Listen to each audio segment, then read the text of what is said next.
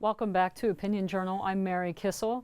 Republican National Committee Chairman Reince Priebus says that he's going to ban NBC and CNN from airing the next presidential primary debates on the Republican side if the networks move ahead with a miniseries and a documentary about Hillary Clinton, a likely Democratic contender.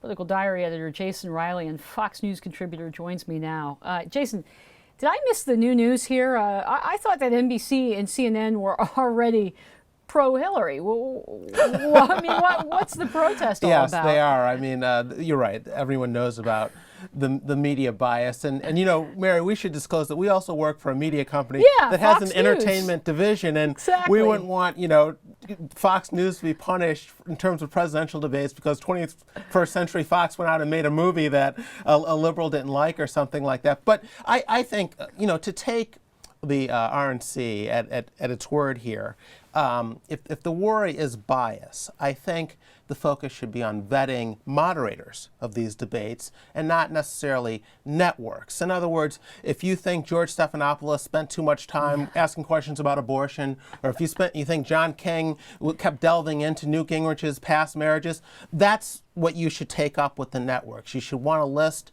of who they plan to have moderating these debates and then vet those moderators. I think that would be a much more productive thing to do. But what about the play here to rile up the base? I mean, this seems squarely aimed at the Republican base. Is there a reason to do it just for that? There is a theory out there that that's what this is really about. After the last election, the RNC put out this document called sort of an autopsy, what we need to do going forward as a party was the point of this document. And it's called for fewer debates. It wants about 10 to 12 debates. And the worry is that a lot of debates in a long primary season, you wind up with a bruised candidate with a high negatives going into a general election.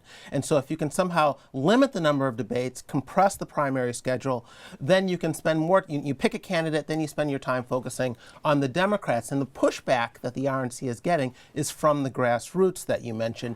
They like a long primary season and lots of debates, particularly the state parties who get to co-sponsor these debates, and they make some money doing that. I'm sorry, Jason, just connect the dots for me for a sec. So the RNC threatens to ban CNN and NBC from the process, and that results in fewer debates because you have fewer networks to air them. Why are those two things connected? Well, it's an argument for fewer debates. In other words, you could wind up with fewer debates if he goes through with this. If they don't pull the movies, they go through it, then you get fewer debates. And then you get to tell the grassroots, hey, I had to pull out of this. You turn the networks into the bad guys, but you ultimately end up with fewer debates, which may be the goal here. Well, could this be perceived, though, as kind of media censorship? I mean, you know, who cares if NBC or CNN decides to do a documentary on Hillary Clinton? She was Secretary of State. She was a New York State Senator.